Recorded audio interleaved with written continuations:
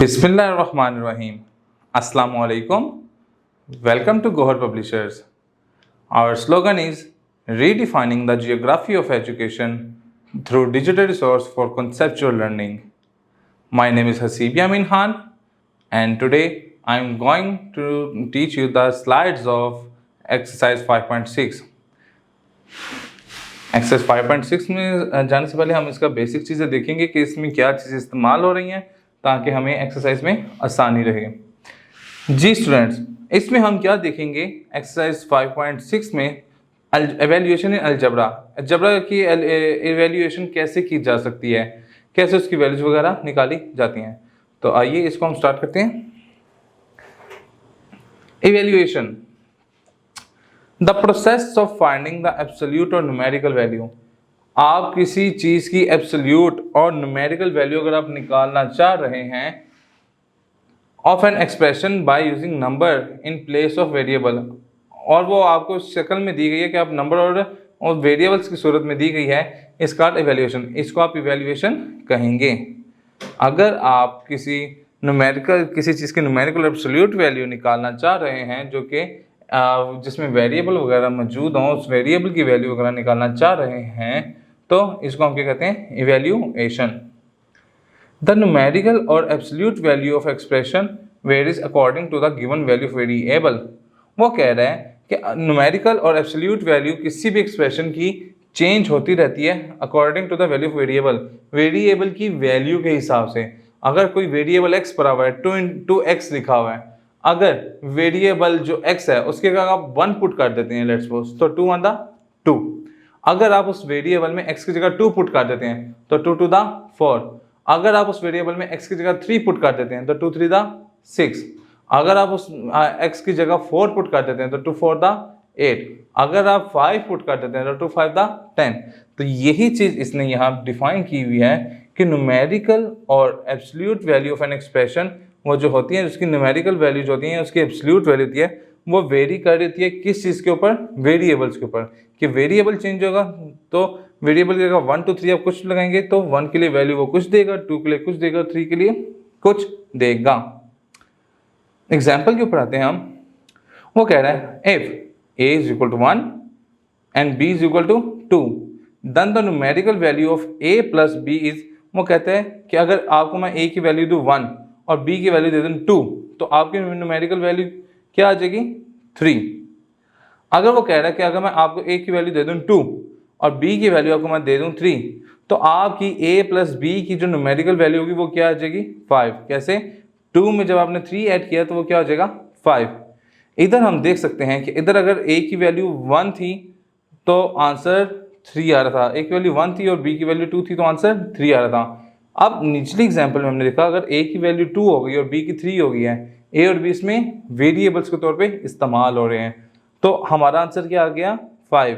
इसी तरीके से जब वेरिएबल चेंज होंगे तो आपके एब्सोल्यूट और न्यूमेरिकल वैल्यू चेंज होती जाएगी। दूसरी एग्जाम्पल पे देखते हैं हम कहते हैं कि if a is equal to 2, b is equal to -3 and c is equal to -4 then evaluate the following। कहता है अगर आपको मैं a की वैल्यू ये दूं, b की ये दूं, c की ये दूं तो मुझे evaluate the following, मुझे आंसर उसका आप निकाल के दें, evaluate करके दें। तो पहला उसमें आपसे क्या मांग रहा है कि देखें a b plus b c plus c a की वैल्यू आप मुझे निकाल के दें। हमने कहा ठीक है, a की जगह मेरे पास क्या पड़ा हुआ है 2 और b की जगह मेरे पास क्या पड़ा हुआ है -3 प्लस ये a b c की वैल्यू आपको दी जाएगी। b की जगह आपके पास क्या पड़ा हुआ है -3 और c की जगह आपके पास क्या पड़ा हुआ है -4, दरम्यान में प्लस का निशान आ जाएगा। c की जगह आपके पास क्या पड़ा हुआ है -4 और a की जगह आपके पास क्या पड़ा हुआ है 2। तो आइए इसको सिंप्लीफाई करते हैं। 2 को जब मैं 3 से मल्टीप्लाई करता हूं तो ये आ जाता है -6, 2 3 6, -6 आ जाएगा।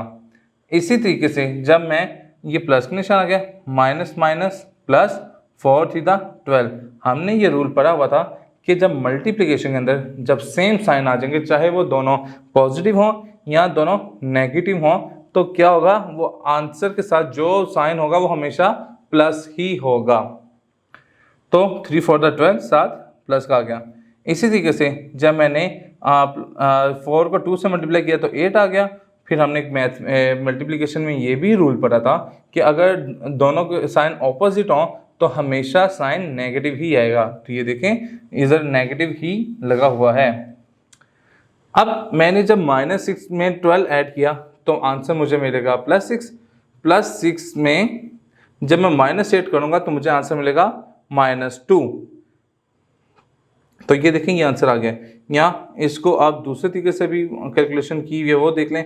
-6 में मैंने जब -8 ऐड किया तो आंसर मुझे मिला -14 +2 वैसे का वैसे ही। -14 में से जब आप +12 ऐड अप करते हैं तो आपको आंसर मिलता है -2। दोनों तरीकों से इसका आंसर -2 ही आएगा। जी स्टूडेंट्स, अब एक और दूसरा आपको सवाल दिया हुआ है कि BC × B - C/A। B की वैल्यू आपके पास क्या है? B की वैल्यू हमारे पास है -3, C की वैल्यू हमारे पास है -4, ब्रैकेट B की वैल्यू हमारे पास है -3 माइनस C की वैल्यू हमारे पास -4 और नीचे A की वैल्यू मेरे पास दी गई है वो है 2। जी अब हम देखते हैं कि हम इसको मल्टीप्लाई करते हैं 3 × 4 = 12।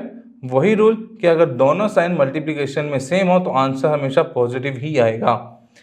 ठीक है, ये 12 हो गया। अब इसमें -3 -+ 4 डिवाइडेड में 2 वैसे का वैसे ही लगाया गया है। अब देखते हैं 12 +- 4 में से 3 गया 1, तो ये 12 के साथ क्या आ गया 1, नीचे डिवाइड में क्या पड़ा हुआ है 2, तो 12 × 12 डिवाइड बाई 2, 2 × 2, 2 × 6 = 12। तो हमारा अल्टीमेट आंसर क्या आ जाएगा 6। जी स्टूडेंट्स, ये हमारा इसका आ गया आंसर। तो स्टूडेंट्स इस स्लाइड में हमने देखा कि इवैल्यूएशन ऑफ अलजबरा के अंदर हम वैल्यूज़ को कैसे निकाल सकते हैं और अगर हमें ABC दिया गया हो तो हम उसे कैसे एब्सोल्यूट और न्यूमेरिकल वैल्यू निकाल सकते हैं। साथ ही साथ हमने इससे पहले देखा कि एब्सोल्यूट वैल्यू या न्यूमेरिकल वैल्यू जो हम निकालते हैं वो वेरी करती है।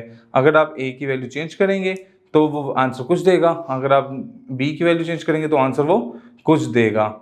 आज के लिए इतना ही काफ़ी है। Thanks for joining Gauhar publisher. इंशाल्लाह नेक्स्ट लेक्चर में मुलाकात होती है। अल्लाह हाफिज़।